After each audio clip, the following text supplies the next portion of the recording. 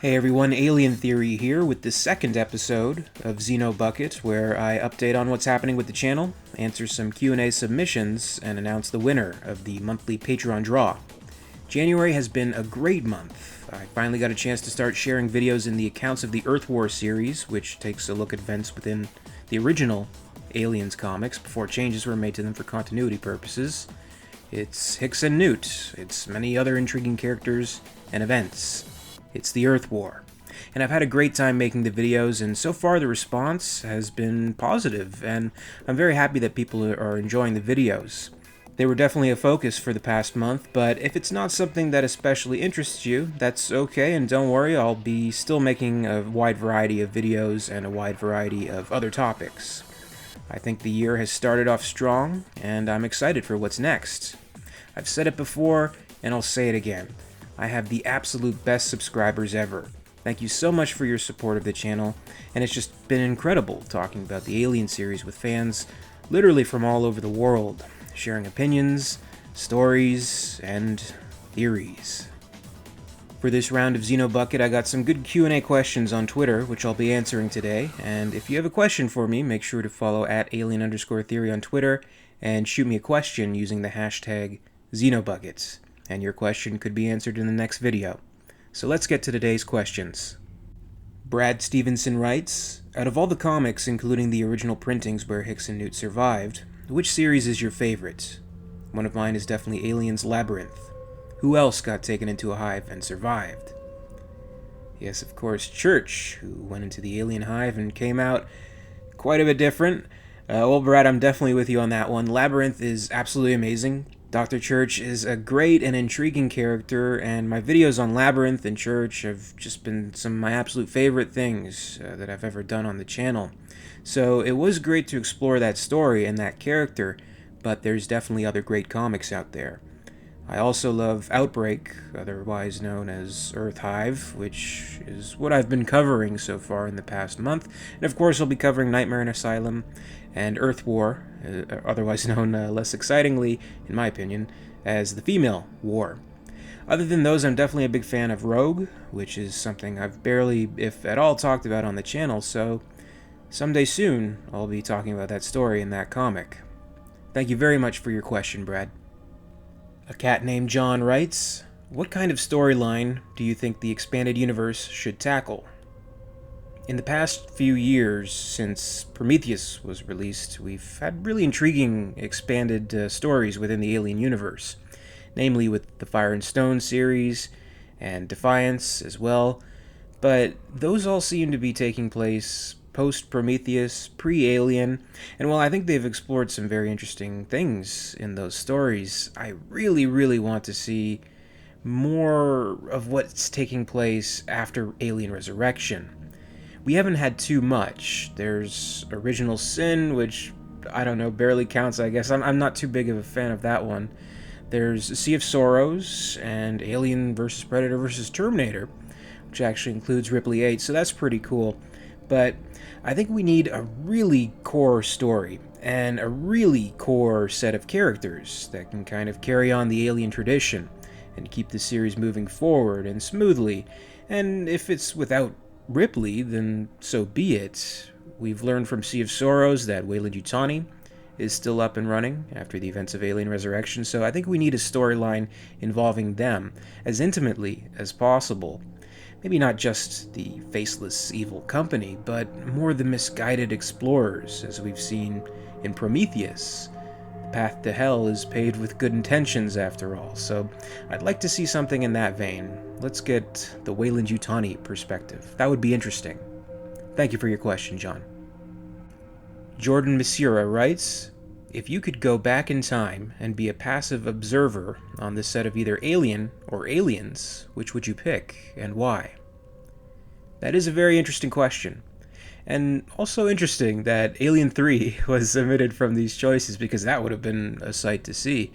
I've often thought that the story of the making itself of Alien 3 would be a compelling movie in and of itself, and to just be a fly on the wall during the intense production troubles would be a hard temptation to resist, but maybe that would get tiring and stressful after a while, as I'm sure it must have been for the entire cast and crew. Aliens would be incredible to see being filmed, undoubtedly, and it was a comparatively less combative set, but as awesome as it would be to see James Cameron at work, and the legendary Stan Winston team working their magic, I'd probably say that if I could go back in time and be a passive observer of either one of those movies in their productions, it would be Alien. To walk the halls of the Nostromo set and the LV-426 set, and see the maestro, H.R. Giger, working behind the scenes, would be a dream. Plus, I'm sure Harry Dean Stanton was always doing something interesting between the takes, so that would be fun to see too. So that would be my answer. Thank you for your question, Jordan. Philip writes, with Ridley Scott saying he wanted to explore the synthetic story in the next film, should it still be titled Alien Awakening? I know the title could change, but why title it that if you're not going to feature the xenomorph? Well, that's definitely a fair point, but keeping track of Ridley Scott's plans with the direction of the Aliens series is a hard thing to do. I have a feeling we're not likely to see an Alien film with that title anymore. And Alien Awakening just seems to be the working title most people feel comfortable using, instead of something like Untitled Alien Covenant Sequel. In fact, I think the title Alien Awakening was first thrown around before Covenant's release and was said to be a prequel to Covenant, back when there was more confidence that Scott and company would be making Alien films more regularly and a bit more at a brisk rate than what we've been seeing. So who knows if that plan is still in play. But if we ever do get a third entry in Scott's prequel series, and whatever it may be titled, Ridley Scott was hinting that we'd see a lot more AI, but not necessarily that the alien would be nixed completely. So maybe just more in the periphery of the story, I guess. But for now, it's just really hard to say, unfortunately. But that is a good point about the title. If there's no alien in the movie, maybe not call it Alien. Thank you for your question, Philip. Spectravision writes, do you think Ridley Scott was planning on doing his take on the Alien Queen, or stray away from it, considering the fact he didn't do Aliens? Well, that's definitely true. The Queen is James Cameron's envisionment. I think Ridley Scott has something of an agnostic view of the Xenomorph Queen. I doubt he'll feature one in a movie of his own, but he wouldn't paint the series into a corner by dismissing it, at least the possibility of it, either. Keep in mind, the short featured on the Alien Covenant home video release Advent was pretty explicit when it came to the possibility of the Queen, and hinted pretty strongly that somehow Daniels would become the Queen that David needs. So I guess we'll see. Thank you, Spectravision. The Fat Skeptic writes, have you played any of the AVP games, and if so, what do you think of them? If not, would you be interested in giving them a try? Oh hell yes, I've played them and I love them. The original AVP game for PC from 2000 was something that really made my interest in the Alien franchise grow even bigger.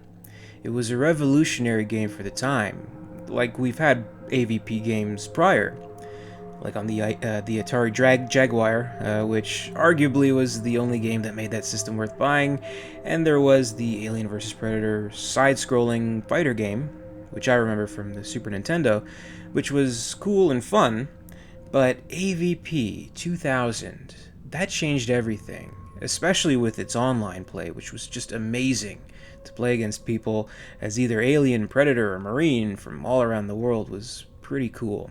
And the same can be said for AVP 2, which I continued to play online until the servers shut down back in 2007, I believe. They were great games, great times. I love them. So yes, I have definitely played them, and I love the games. Thank you for your question. O.B. Brown writes, do you think an Alien film from the aliens' perspective could work? I don't really think so. I mean, I'm sure it could work from a certain standpoint. Like if a very talented director and writer were able to pull it off, story-wise, visually-wise. Usually with, say, the AVP games, we'll see the Xenomorph perspective, and it does usually work well enough. We can understand the story, but as an entire movie, I don't know. I think any monster movie needs at least a little human perspective, kind of like an anchor for the viewer to be able to relate in some way. So maybe not as a beginning to end story, 100% focused on the alien, but I don't see how a movie that has equal parts perspectives from the alien, the predator, and the humans that all interconnect like the games do, I don't see why that wouldn't work. I think it would be interesting for at least a portion of a movie, but maybe not the entire thing. Thank you for your question, Obi.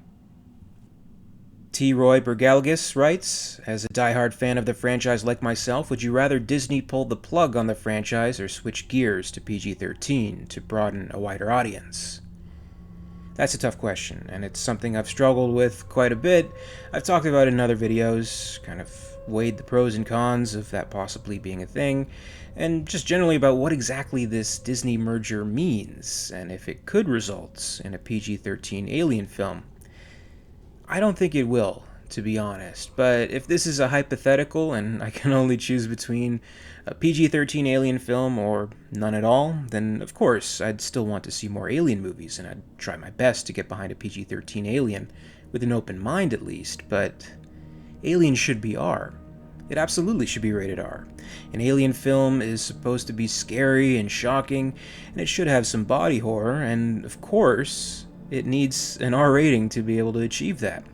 And I think one thing, or at least I hope one thing, that most people can agree on when it comes to Prometheus and Covenant is that there were some exceptional gore effects, and they featured some things that were really gruesome and scary, and up to the standards of Alien that we've seen before.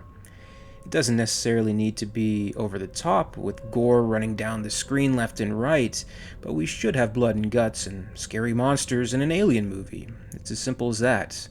So I hope whenever we do see another alien film, it's an R-rated one. Thank you for your question. And once again, thanks to everyone who sent me questions. There were some great ones this time, and I look forward to answering more in the future. But for now, it's time to announce the winner of the Xenobucket draw.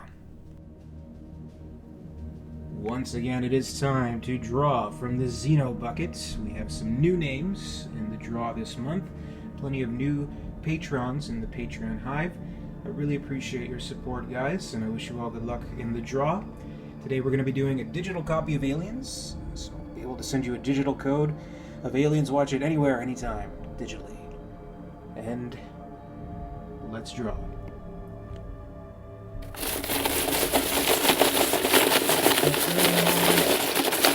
And the winner of the digital copy is WedgeGTX. Congratulations, WedgeGTX. Message me in the Patreon messaging. You're one of our warriors. I always appreciate a warrior, and I'm very happy to give this prize to you. I hope you enjoy it. And thanks, everyone. We'll be back for another draw next month, and good luck, and congratulations once again, WedgeGTX. Thank you all very much for watching. I hope you enjoyed this video, and be sure to give it a like if you did. And of course you can subscribe to Alien Theory for all the latest videos from the channel. And a very special thanks, of course, goes out to WEYLAND executive, EmYarUk, part of the Patreon Hive. If you'd like to join the Hive and support the channel, then check out my Patreon page for exclusive posts and to enter into contests like this one.